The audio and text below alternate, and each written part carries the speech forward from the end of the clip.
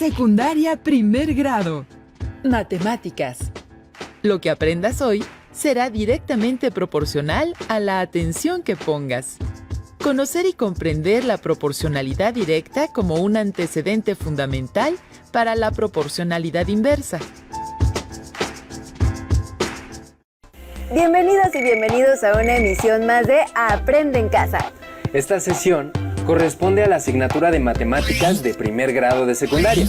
Se titula Lo que aprendas hoy será directamente proporcional a la atención que pongas y tiene el propósito de que conozcan y comprendan la proporcionalidad directa como antecedente fundamental para la proporcionalidad inversa. Gracias por acompañarnos. Esperamos sea un espacio de provecho para su aprendizaje. En esta temporada de contingencia, les sugerimos fortalecer sus relaciones familiares con base en el trabajo colaborativo en el hogar, la empatía y la paciencia. Tengan presente que en el confinamiento cualquier familiar puede sentirse como ustedes. Antes de comenzar con el tema de esta sesión, les sugerimos que preparen lápiz y papel para que realicen sus anotaciones y actividades. Recuerden que las actividades que les propondremos deberán integrarlas en su carpeta de experiencias para que puedan retomar los temas con su docente, compañeras y compañeros cuando regresen a la escuela. Ahora sí, entremos en materia. En esta sesión estudiarán algo que seguramente usarán mucho en su trayecto formativo. Nos referimos a la proporcionalidad. Para que comprendan este concepto, las y los invitamos a ver el siguiente video. ¿Cuántas hojas? ¿De dónde salieron? Son todas las que logré juntar para la campaña de recolección. ¿Empieza hoy? Sí, ¿y tú cuántas juntaste? Ninguna. No me dio tiempo porque estaba muy ocupada con mi tarea de proporcionalidad. De hecho, estas hojas pueden ayudarme a resolverla. El momento en que se ve un rayo se considera igual al momento en que cae, pero el sonido llega unos segundos después. Manuel midió con un cronómetro 4 segundos entre la luz de un rayo y el sonido del estruendo, y dice que el rayo cayó a 1372 metros de distancia del lugar donde él se encontraba.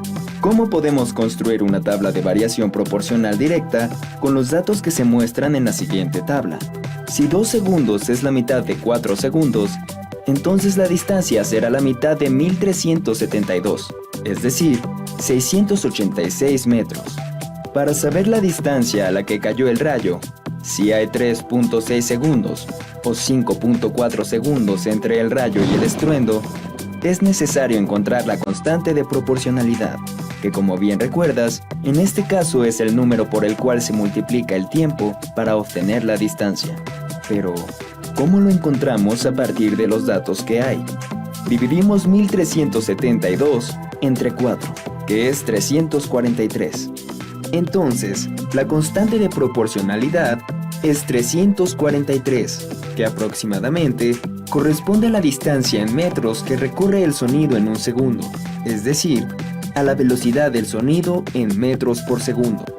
Así, 3.6 por 343 da 1234.8 y 5.4 por 343 da 1852.2.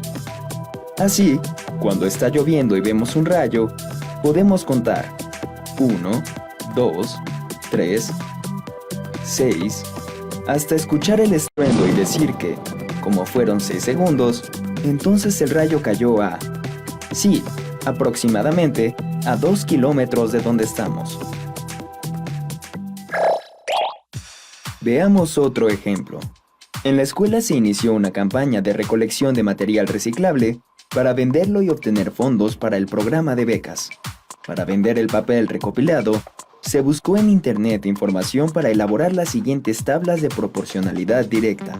Observa que con los datos de las tablas, no se puede saber a simple vista en cuál de los 3 lugares se dará más dinero por la misma cantidad de papel blanco. Pero también, se puede buscar la constante de proporcionalidad de cada tabla para saberlo.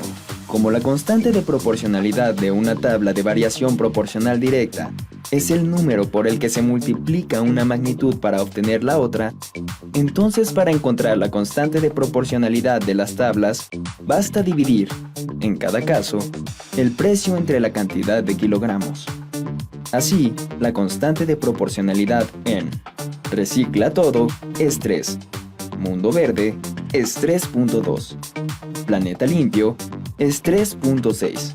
Por tanto, conviene más llevar el papel a vender a Planeta Limpio, donde pagan 3 pesos con 60 centavos por kilogramo.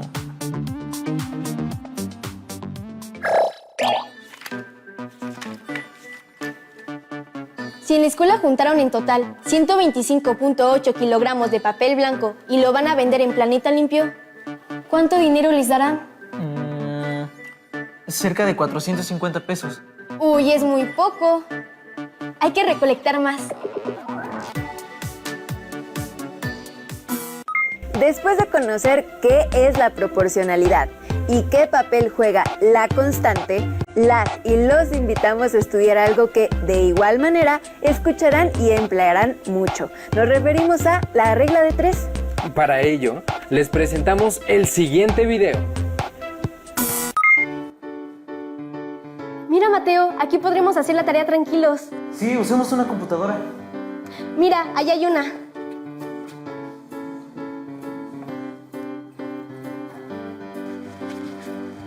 Busquemos información para ayudarnos con la tarea. ¡Qué buena idea! A ver, ya encontré un video. La regla de 3, como su nombre lo indica, es una manera de resolver situaciones en la que se involucran 3 magnitudes que están relacionadas entre sí de manera proporcional. Veamos un ejemplo. Si 40 vacas consumen 4.200 kilogramos de forraje, ¿cuántos kilogramos de forraje consumirán 13 vacas? Construyamos una tabla de proporcionalidad directa. Podemos empezar a completar la tabla encontrando la cantidad de kilogramos de forraje que se necesita para la mitad de las vacas, simplemente dividiendo entre 2 ambas cantidades. Así, para 20 vacas se necesitan 2.100 kilogramos de forraje. También podemos, por ejemplo, calcular la cantidad de forraje para la cuarta parte del número de vacas, es decir, para 10 vacas, dividiendo entre 4 la cantidad de forraje. Esto da 1.050 kilogramos. Hasta el momento, sabemos que, para 13 vacas, la cantidad de forraje será menor que 2.100 kilogramos y mayor que 1.050 kilogramos. Sin embargo, para calcular exactamente cuántos kilogramos corresponden, consideremos lo siguiente. Primero, observa que, con los datos de la tabla, tenemos las siguientes igualdades: 4.200 sobre 40, 2.100 sobre 20 y 1.050 sobre 10. Ahora, para indicar el forraje para 13 kilogramos, pondremos una X, dado que no conocemos cuánto es, y completamos las igualdades incluyendo a X y a 13. Ahora, la regla de 3 consiste en simplificar tanto la información de la tabla como la de las igualdades y solo tomar las 3 magnitudes que nos interesan. Como las fracciones son iguales, se tiene que los productos cruzados también lo son. Es decir, 4.200 por 13 es igual a 40 por X, de donde 54.600 es igual a 40X. Entonces, el valor de X se obtiene dividiendo 54.600 entre 40, lo que da 1.360.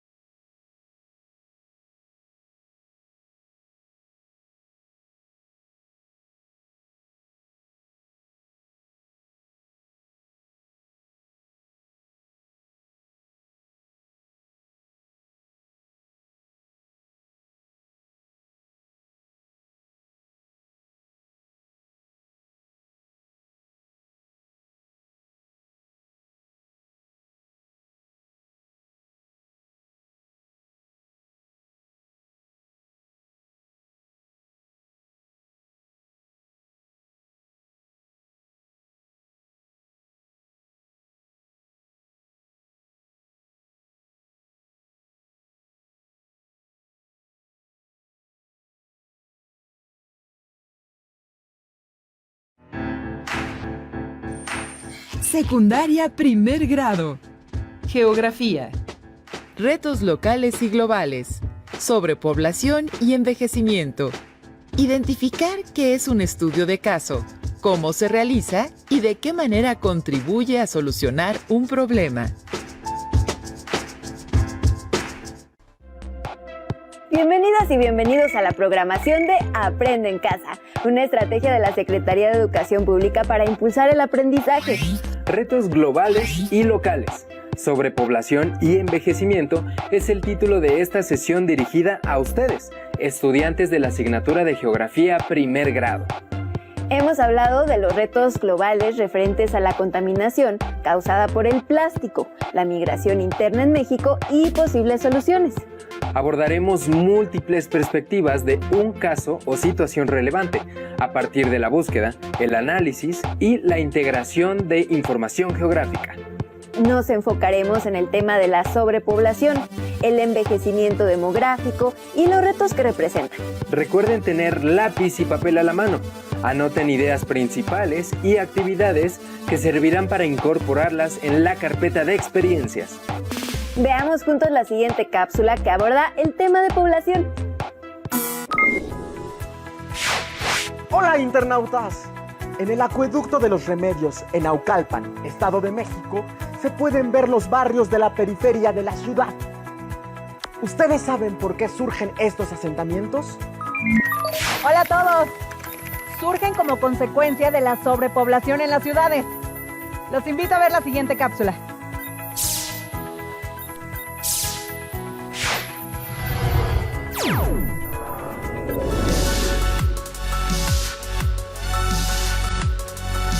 El acelerado crecimiento demográfico origina sobrepoblación en el mundo. Según los datos del Fondo de Población de las Naciones Unidas, en 2017 había 7.550 millones de habitantes en el mundo. Las regiones con mayor población absoluta eran Asia con 4.504 millones, Y África con 1.256 millones de habitantes. México tenía arriba de 129 millones. Según las proyecciones de población, para 2050 habrá más de 9 millones de habitantes en el mundo. Asia y África continuarán siendo las regiones con la mayor cantidad de población absoluta. Y México rebasará los 164 millones. Este acelerado aumento de la población en el mundo es resultado de los avances en la medicina, la tecnología y la mejora en los niveles de vida. Factores que, además de reducir la mortalidad, contribuyen a aumentar la esperanza de vida. Todo esto es un gran logro para la humanidad, pero ¿qué consecuencias provoca la sobrepoblación? Veamos.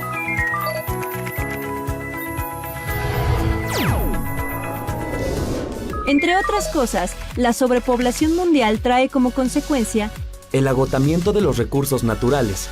Por su explotación excesiva, el planeta es incapaz de generarlos o regenerarlos al ritmo acelerado con el que se aprovechan. la degradación del medio ambiente por el consumo desmedido de los recursos naturales y el uso creciente de combustibles fósiles, en especial petróleo y gas natural, lo cual ocasiona la contaminación del agua, aire y suelo. En las regiones con sobrepoblación, resulta difícil el acceso a la vivienda. Por eso la gente de escasos recursos opta por habitar lugares y construcciones inapropiados, donde faltan o son deficientes los servicios básicos como el agua potable, pavimentación, alumbrado público, escuelas y centros de salud. Asimismo, existe una alta oferta de trabajadores para ocupar un reducido número de puestos de trabajo. Esto conlleva al aumento del desempleo o subempleo. La población que lo sufre carece de recursos económicos, es decir, hay más pobreza y desigualdad.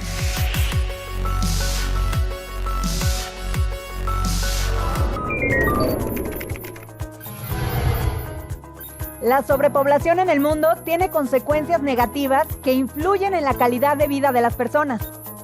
Como en la Ciudad de México, donde a lo largo de todo el año se presentan altos índices de contaminación del aire, lo cual afecta la salud de sus habitantes, en especial la de niños y ancianos. Cada vez es mayor la explotación de los mantos acuíferos para dotar de agua potable a los habitantes. Pero incluso así resulta insuficiente. Es necesario realizar una planeación adecuada del territorio si queremos evitar la sobrepoblación y sus consecuencias. Gracias, Tlali, por la información. De nada, Edmundo. Hasta luego. ¡Nos vemos en el camino! ¿Qué les pareció el video? Recordemos que México es uno de los países más sobrepoblados del mundo, junto con India, China, Brasil y Estados Unidos. La sobrepoblación es un tema central, aunque en ocasiones se convierte en un problema. Como el exceso en el tránsito de autos, la sobreexplotación de los recursos naturales o la saturación de servicios públicos, como el abastecimiento de agua potable o la vivienda. ¿Se han preguntado, por ejemplo, cuáles son las causas de la sobrepoblación y cómo pueden regularla? ¿Cuáles aprendizajes de los que obtienen en la escuela les sirven para regular la sobrepoblación? Respondan estas preguntas e incorporen las respuestas en su carpeta de experiencias. Además de la sobrepoblación, existen otros retos, como el envejecimiento demográfico desproporcional y sus impactos en la estructura de la población. La estructura de la población se refiere a la agrupación de esta por rangos de edad. De modo que entre mayor es el número de personas de edad avanzada en un país o región y menor el número de la población joven, significa una disminución de la fuerza de trabajo. Veamos cuáles son algunos otros efectos del envejecimiento demográfico en la siguiente cápsula.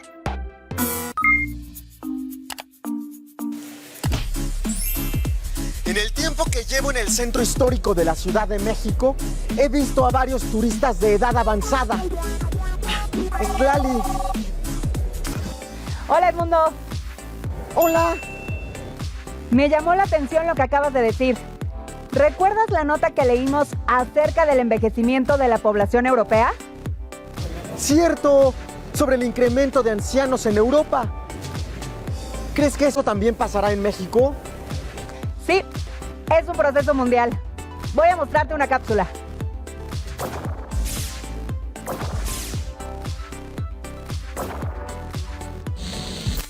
A escala mundial, el número de ancianos se incrementa paulatinamente. Este proceso se deriva de los cambios en la estructura de la población. En términos generales, tanto la natalidad como la mortalidad están disminuyendo y la esperanza de vida aumentando. Es decir, la población infantil y adolescente es cada vez menor y la adulta más longeva. Sin embargo, los países que reciben flujos migratorios retrasan su proceso de envejecimiento porque los migrantes son gente joven. El Fondo de Población de las Naciones Unidas indica que en el año 2017 existían 962 millones de personas con una edad de 60 años y más. Espera que para el año 2030 la cifra aumente a 1.400 millones, para 2050 a 2.100 millones y al finalizar el siglo a 3.100 millones. Europa es la región con mayor número de población anciana. En el año 2017, esta representó 25% del total de sus habitantes. Con excepción de África, el resto del mundo alcanzará porcentajes mayores al 20%, incluido México, que para el año 2050 tendrá 25%. El proceso de envejecimiento de la población representa una serie de retos para las sociedades del siglo XXI. Pues los países deben invertir mayores recursos económicos con el fin de atender las necesidades de dicho grupo social, el cual es vulnerable por las desigualdades, las enfermedades y algún tipo de discapacidad. Los adultos mayores necesitan de cuidados que por lo general recaen en sus familias. En ese sentido, los sistemas de ahorro y de pensiones deben contribuir tanto a su protección social como a evitar situaciones de pobreza. Asimismo, es indispensable ofrecerles atención médica especializada en los sistemas de salud gubernamentales. Además, requieren viviendas y transportes accesibles que les permitan tanto conservar su independencia como seguir siendo parte activa de la sociedad, la cual se enriquece con sus contribuciones. Por ejemplo, los ancianos realizan labores como voluntarios y cuidadores. En ciertos lugares son autoridades que median en la resolución de conflictos familiares, comunitarios o en situaciones de emergencia. Además, conservan y transmiten las tradiciones culturales de sus comunidades a las siguientes generaciones. Por lo tanto, es necesario construir sociedades incluyentes, dispuestas a aprovechar las oportunidades y conocimientos de su población anciana. El envejecimiento demográfico indica un cambio en la estructura de la población. Así es, en mayor o menor medida, todos los países están en ese proceso. Los invito a reflexionar sobre qué es la vejez y cómo queremos llegar a ella.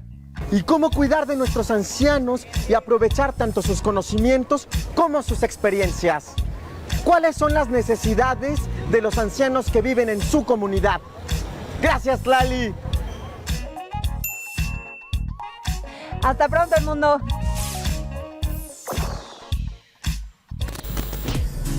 Nos vemos en el camino. Como observamos, los efectos o impactos del envejecimiento demográfico también son de carácter socioeconómico. Esto quiere decir que el reto implica atender las desigualdades en el acceso a la salud, medicamentos o especialidades médicas. Con base en la información anterior y su libro de texto, contesten las siguientes preguntas y añádanlas a su carpeta de experiencias. ¿Cómo se relaciona la migración con el envejecimiento demográfico? ¿Cuáles son y en dónde se ubican los países con mayor número de personas de edad avanzada? ¿Cuáles son sus propuestas para el logro de la inclusión y la equidad de los adultos mayores? Recuerden que estos y muchos otros problemas sociales se pueden resolver a partir de sus ideas y propuestas. En el siguiente video se sugieren varias recomendaciones para poder ordenarlas y sistematizarlas a través de los estudios de caso. Veamos de qué se trata. ¿Qué tal? ¿Cómo están? Espero se le estén pasando súper bien. ¿Alguna vez les interesó realizar una investigación sobre un fenómeno geográfico? Una seguidora me escribió porque necesita ayuda para realizar un estudio de caso en su escuela. Yo tampoco lo tengo muy claro, así que decidí hablarle a Tlali, nuestra experta, para que nos explique. Hola Edmundo, tengo un tutorial que explica cómo hacer una investigación. Creo que le puede servir a tu seguidora. Gracias, veámoslo. Un estudio de caso es una investigación que sirve para comprender y analizar un fenómeno geográfico con una visión espacial y temporal. Es mejor si los estudios de caso se hacen en equipo y con la orientación de un profesor, pues entre más personas participen y aporten ideas, más opciones de solución habrá. Estos son los pasos para elaborar un estudio de caso. Primero, hay que identificar una situación problemática en la localidad, es decir, seleccionar un tema. En segundo lugar, recolectar la información a través de diversas fuentes que se tengan al alcance, como bibliotecas, hemerotecas escolares, documentos oficiales, archivos locales, revistas, documentos gráficos, informes estadísticos, mapas o internet. Para entender mejor el fenómeno, conviene buscar antecedentes históricos en las fuentes. Elaborar y aplicar una encuesta es útil para comprenderlo a escala local. El tercer paso consiste en seleccionar, revisar y tratar la información. De esta forma, se tendrá la certeza que la información recopilada es seria y de una fuente confiable. Sin embargo, para la búsqueda de información en la red te recomendamos utilizar más de un buscador. En el caso de Google, escribir Google Académico y entrar a la primera opción para acceder a información académica. En cualquier buscador, usar palabras clave que son aquellas que abarcan los conceptos generales del tema. Si las palabras clave no arrojan resultados útiles, se pueden traducir al inglés con algún traductor en línea. Para ampliar la búsqueda, evaluar que la página tenga una buena ortografía, fecha de actualización, facilidad para navegar y organización clara y lógica de textos y gráficos. Revisar que la información tenga un autor experto en el tema, o que ésta provenga de instituciones reconocidas y oficiales como universidades, centros de investigación u organismos nacionales e internacionales. Cuando es así, los dominios de las páginas son .gov, .edu o .org. Tomar en cuenta las fechas de elaboración o publicación para saber si la información es reciente u obsoleta. Y optar por documentos que incluyan las fuentes de donde obtuvieron su información. El cuarto paso es organizar, interpretar y analizar la información recopilada. Organizar la información es discriminar aquella que no es relevante y jerarquizar la que sirve para el estudio de caso. Interpretar la información es aclarar dudas y comprender el tema o fenómeno a trabajar. Analizar es examinar detalladamente el fenómeno o problemática, separando o considerando de manera individual sus partes, para conocer sus características o cualidades y extraer conclusiones. Las conclusiones son una síntesis de los puntos descubiertos durante la investigación. Hay que evitar resumir el tema, repetir información o poner algo que no se haya mencionado. En esta parte del proyecto deben participar todos los miembros del equipo para elaborar las conclusiones y desarrollar propuestas de solución viables y pertinentes al caso. ¡Wow! Este estudio sí que es todo un caso. Fomenta el aprendizaje y la investigación. Sirve para desarrollar el análisis, la síntesis, la evaluación de información y el trabajo colaborativo. Seguro que tu amiga ya tomó nota de todo esto. Igual que yo, Trali, gracias. De nada, Edmundo. Hasta luego. Hasta luego. ¿Y ustedes qué tema elegirán para su estudio de caso? Recuerden hacerlo en equipo y con la guía de un profesor. Así aseguramos que el estudio funcione y que las soluciones que propongan se puedan poner en práctica. Espero les haya gustado el video. ¡Nos vemos! Como podemos ver, los estudios de caso nos ayudan en la selección, organización y sistematización de la información para poder ofrecer alternativas o soluciones a los retos del mundo actual. Sin duda, los estudios de caso nos permiten ordenar ideas a partir de la identificación de problemas, el planteamiento de objetivos, el desarrollo de una investigación, la elaboración de conclusiones y propuestas a partir del análisis. Con el apoyo de su familia, identifiquen un problema en su localidad, ciudad o país y cómo lo resolverían. Busquen información en la radio, la televisión o en internet. Generen una opinión propia para que más tarde la compartan con su docente. Con el apoyo del libro de texto, tomen nota y respondan a las siguientes preguntas. ¿Qué es un estudio de caso y para qué sirve?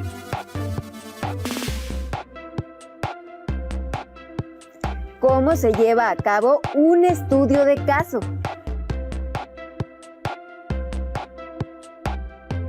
Incorporen sus respuestas, dudas y actividades en la carpeta de experiencias para que cuando regresen a clases las compartan con su docente y grupo.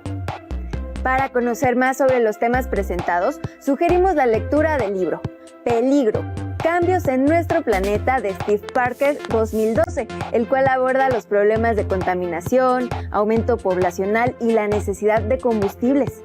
El autor ofrece sugerencias para prevenir los daños y favorecer el equilibrio en el planeta. Esperamos que hayan disfrutado la sesión.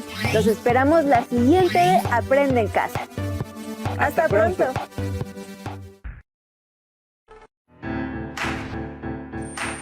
Secundaria primer grado. Ciencias y tecnología. Biología. ¿Qué vale más de la biodiversidad? Reflexionar acerca de los valores de la biodiversidad en México para fundamentar la explicación de su importancia. ¿Qué tal, alumnas y alumnos de primer grado de secundaria? Estamos nuevamente en la programación de Aprende en Casa. Una alternativa para seguir estudiando a distancia mientras superamos exitosamente la situación de la emergencia. Les recomendamos que durante estos días procuren mantener una disciplina que les permita organizar y aprovechar más y mejor su tiempo. Así podrán estudiar, relajarse, divertirse y convivir con su familia. Muy bien, antes de comenzar esta sesión de la asignatura de Ciencias y Tecnología, Biología, les pedimos tener a la mano su cuaderno y pluma para que vayan anotando tanto las ideas principales como las preguntas que deberán resolver e integrar en su carpeta de experiencias. Recuerden que la entregarán cuando regresen a la escuela. En esta sesión hablaremos sobre la importancia de la biodiversidad en México. Como saben, los animales y plantas forman parte de nuestra biodiversidad y representan un elemento muy importante de nuestra historia, cultura y tradición. La biodiversidad es la base de la agricultura de un país. Es por ello que nuestra alimentación se encuentra relacionada con el tipo de productos agrícolas que se cultivan en México. Entre estos, uno de los más importantes es el maíz. Veamos el siguiente video, donde nos hablan sobre este rico alimento. Cada vez que paso por aquí se me antojan unas quesadillas. ¡Qué rico! ¿Y si nos comemos una? No traigo dinero. Yo sí traigo, te invito. Va. ¿Quién es capaz de resistirse a las delicias de nuestra tierra? Tacos, pozoles, quesadillas, sopes y demás alimentos que se cocinan en nuestro país. ¿Sabías que todos estos platillos tienen su origen en las culturas prehispánicas? El maíz, la calabaza, el chile y el frijol han sido parte de la alimentación de los mexicanos desde tiempos remotos. La tortilla es, tal vez, la forma más antigua de preparación del maíz y hasta nuestros días es parte importante en la alimentación de la mayor parte de los mexicanos. Cuenta la leyenda que Quetzalcóatl, convertido en hormiga negra, fue a buscar un grano de maíz detrás de las altas montañas para entregarlo al hambriento pueblo que le había pedido ayuda. Ellos sembraron la semilla y cuidaron la planta que de ella nació, y de la cual brotaron los granos de elote con los que el pueblo se salvó de morir de hambre. México es el lugar de origen y domesticación del maíz. Nuestros antepasados lograron producir a partir del teocintle o teocinte, que da un pequeño elotito no más grande que el dedo meñique, el maíz que hoy conocemos. A su alrededor han surgido múltiples manifestaciones culturales como formas de cultivo y cosechas comunitarias, celebraciones, alimentos típicos y artesanías. El maíz, en sus diversas formas de preparación, junto con otras plantas comestibles que se cultivan y consumen en México, nos proporcionan los nutrientes necesarios para una alimentación saludable. El principal nutrimento que aporta el maíz es el almidón, una importante fuente de energía. También proporciona proteínas esenciales para la construcción de estructuras celulares. Contiene minerales como calcio, fósforo, magnesio y zinc, necesarios para la construcción y mantenimiento del sistema óseo y muscular, así como el hierro, componente fundamental de los glóbulos rojos. Aporta vitaminas como la B9 o ácido fólico, que tomándolo durante el embarazo ayuda al organismo a construir células nuevas. Y la vitamina B12 o tiamina, que contribuye al nivel celular a la transformación de carbohidratos en energía, principalmente en el cerebro y sistema nervioso, así como en la contracción muscular y en la conducción de impulsos nerviosos. En la actualidad, como hace cientos de años, el cultivo del maíz se lleva a cabo acompañado de frijol, calabaza, quelites y otros vegetales. En el cultivo tradicionalmente se conoce como milpa. La nixtamalización fue inventada y desarrollada por las culturas prehispánicas. Es un proceso en donde el maíz se hierve con una solución de cal. Se deja reposar durante horas para luego molerlo y obtener la masa. Esta técnica permite que los nutrimentos del cereal sean fácilmente asimilables por el organismo, además de incrementar la cantidad de calcio. Del maíz no solo se utilizan los granos, también se aprovechan las barbas o pelos de elote como diurético, haciendo un té que ayuda a eliminar los líquidos del cuerpo. Con las hojas del elote o mazorca se envuelven los tamales y se elaboran artesanías. Después de la cosecha, los residuos de la planta de maíz se utilizan como fertilizante natural. Si bien el maíz es un cereal con componentes de los diversos grupos de nutrimentos, para tener una alimentación correcta es necesario complementar la dieta cotidiana con otros alimentos. Me encantan las quesadillas. A mí me encanta todo lo que tiene que ver con tortilla. Bueno, más bien creo que es todo lo que tiene que ver con el maíz, ya que a mí también me gusta mucho el pozole. Toda la comida mexicana es deliciosa. ¿Y tú? ¿Sabías que el maíz es parte fundamental de nuestra cultura? Como pudieron observar, el maíz tiene una gran importancia para México. ¿Cuál es el valor ecológico y cultural del maíz? Los invitamos a que reflexionen en torno a esta pregunta y que la guarden junto con su respuesta en su carpeta de experiencias. México, junto con China, India, Colombia y Perú, se encuentra entre los 5 países llamados megadiversos, los cuales en conjunto albergan entre el 60 y 70% de la diversidad biológica conocida en el planeta. Prácticamente todos los tipos de vegetación terrestres conocidos se encuentran representados en nuestro país. Y no olvidemos que, además, algunos ecosistemas, como los humedales de Cuatro Ciénegas en Coahuila, solo se encuentran en México. ¿Les parece si conocemos más sobre la riqueza natural de nuestro país? ¡Corre video!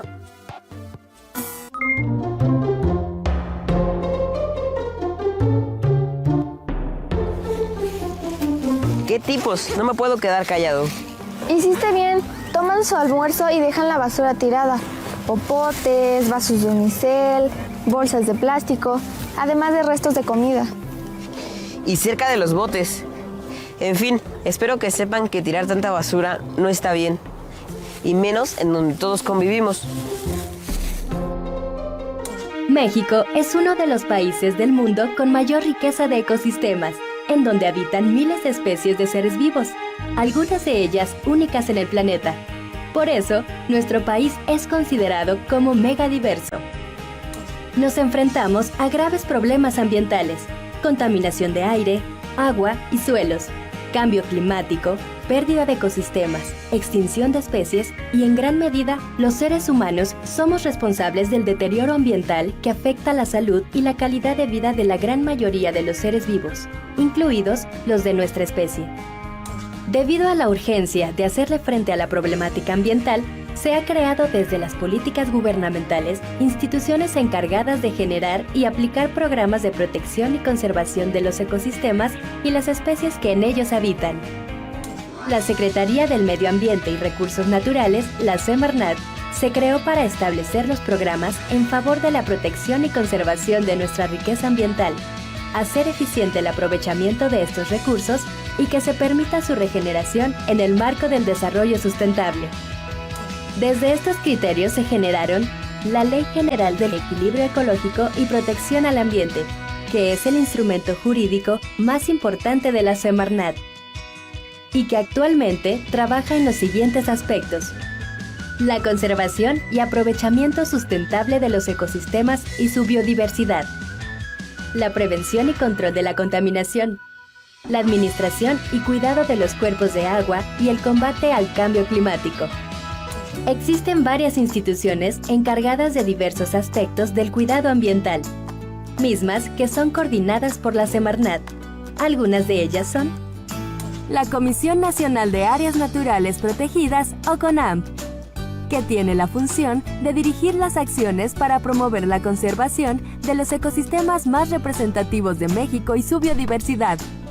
La Comisión Nacional para el Conocimiento y Uso de la Biodiversidad, CONABIO, que tiene a su cargo las actividades dirigidas al conocimiento de la diversidad biológica, así como su conservación y uso sustentable en beneficio de la sociedad.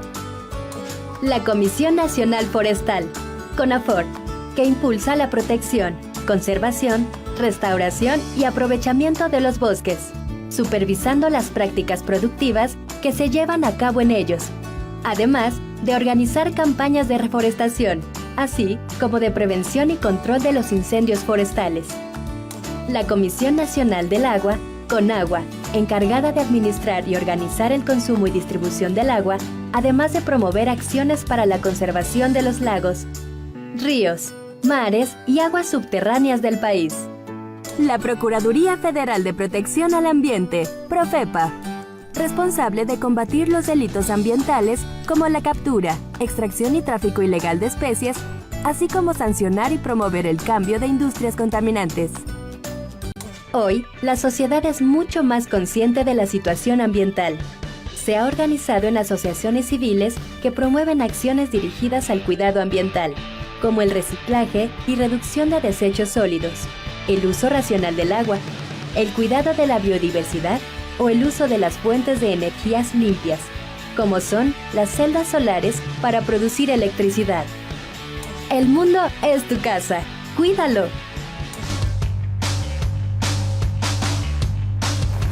¿Viste? Por lo menos recogieron su basura. Vamos a organizar una campaña en el parque para el manejo de basura. Este es el único planeta que tenemos y hay que ser conscientes de la basura que producimos y de dónde y cómo nos deshacemos de ella. No solo en el parque, sino también en la casa. De hoy en día voy a ser más responsable con mi basura. Como tú dijiste, es nuestra responsabilidad. ¿Y tú, qué haces para cuidar el planeta? México es un país mega diverso que enfrenta graves problemas ambientales, como los que pudieron observar en el video. La buena noticia es que existen instituciones que buscan cuidar y proteger los ecosistemas y los seres vivos que habitan en ellos, como es el caso de la Secretaría de Medio Ambiente y Recursos Naturales.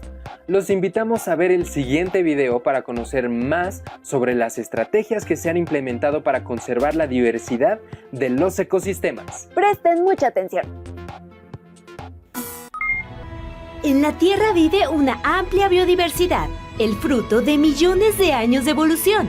Desafortunadamente, con algunas de nuestras actividades, los seres humanos hemos provocado problemas ambientales que ponen en riesgo a la biodiversidad en los ecosistemas del mundo. Una buena noticia es que para compensar esta situación se han impulsado acciones para conservar la biodiversidad. ¡Vamos a conocerlas! Una de las acciones para conservar la biodiversidad en el mundo y en México es la creación de áreas naturales protegidas. ¿Pero qué son y para qué sirven? Son porciones del territorio nacional cuya biodiversidad es alta y no han sido afectadas considerablemente por las actividades humanas. Su función es mantener la biodiversidad de los ecosistemas. Un ejemplo de área natural protegida en el mundo es la Reserva de la Biosfera Las Islas Galápagos, que están cerca de la costa de Ecuador. Y un ejemplo en México es la Reserva de la Biosfera Marismas Nacionales en Nayarit. Pero esto no es nada nuevo. Las áreas naturales protegidas existen desde hace mucho tiempo. En nuestro país, las áreas naturales protegidas surgieron en 1876 bajo el principio de preservación y con la finalidad de que los ecosistemas no fueran alterados por la acción del ser humano. Esto significaba que los cambios en el ecosistema debían ocurrir de manera natural. Bajo este principio se declaró al Parque Nacional Desierto de los Leones la primera área natural protegida en México. Años más tarde, a mediados del siglo XX, las áreas naturales protegidas se decretaron con el principio de conservación, sin abandonar la preservación. Esto significó un cambio, ya que se permitió el uso, manejo y cuidado de los ecosistemas con la participación de la gente.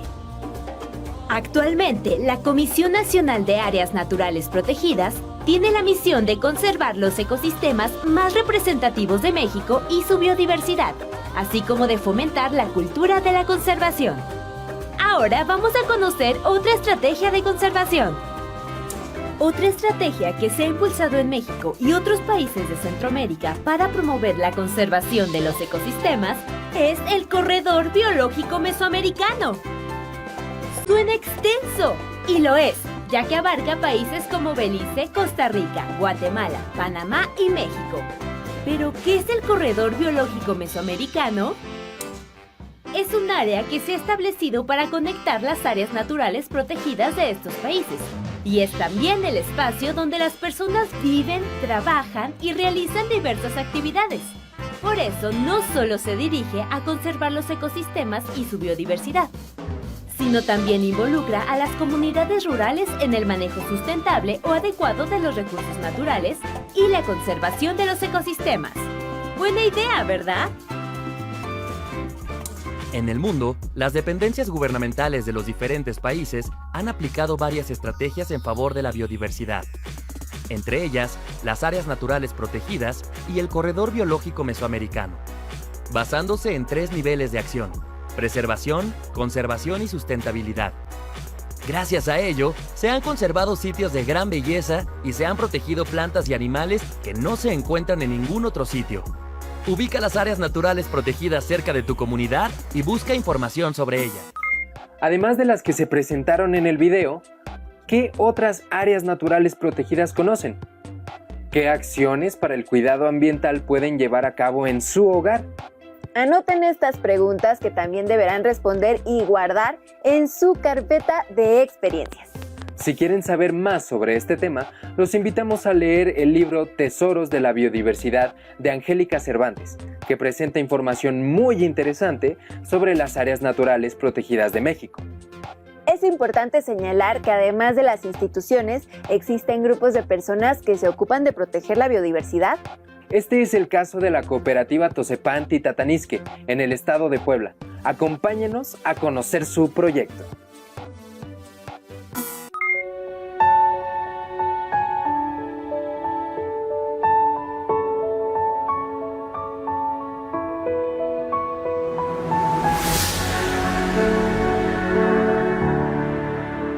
En la Sierra Norte de Puebla se lleva a cabo uno de los proyectos más notables de organización comunitaria, no solo de México, sino del mundo, que salvaguarda las raíces y la tierra de los pueblos Masehual y Totonaco. La cooperativa Tosepan-Titanisque se basa en la solidaridad, la equidad y el respeto a la naturaleza encaminadas a la vida buena. Lo más básico, lo más central dentro de esta propuesta es pensar que tenemos que buscar el Yegnemilis, buscar alcanzar la vida buena desde nuestro territorio. Y el modelo cooperativo, por su parte, plantea que la persona tiene que estar en el centro, no el dinero, la persona como lo más importante dentro de la estructura. La cooperativa consolidó iniciativas de salud, autogestión de recursos naturales, cultivos de café orgánico, enseñanza ambiental, ecoturismo, conservación bicultural y de territorio. Tosepan nos ha enseñado por más de 40 años que ha buscado cómo mejorar la calidad de vida de las familias, el concepto de territorio, lo importante que es para nosotros. Por cada Masehual que nazca, su ombligo es enterrado en el monte, es como dar fe que nace un nuevo guardián del territorio, nace un nuevo ser que va a cuidar el entorno. La tierra se cuida porque la tierra nos provee. Eso nos impulsa a que tengamos que seguir defendiendo toda esta naturaleza que tenemos. Aquí estamos haciendo un esfuerzo por el reto de producir conservando y conservar produciendo. Nuestra cultura está viva.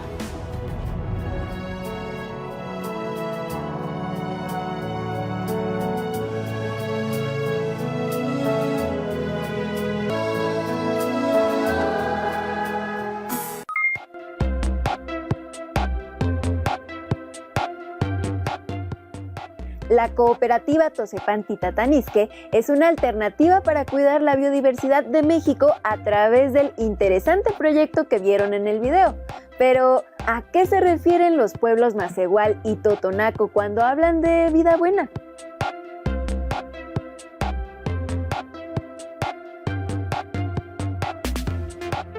¿Qué proyecto podrían desarrollar en el lugar donde viven para implementar algo como lo que vieron en el video?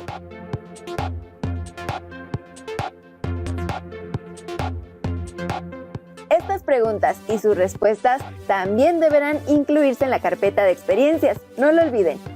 Sin lugar a dudas, para cuidar al medio ambiente es necesario conocer las riquezas naturales que tenemos y reconocer todos los valores de la biodiversidad de la cual dependemos los seres vivos, incluidos nosotros. Esta emisión ha llegado a su fin. Los invitamos a que continúen viendo la programación de Aprende en Casa. ¡Hasta pronto!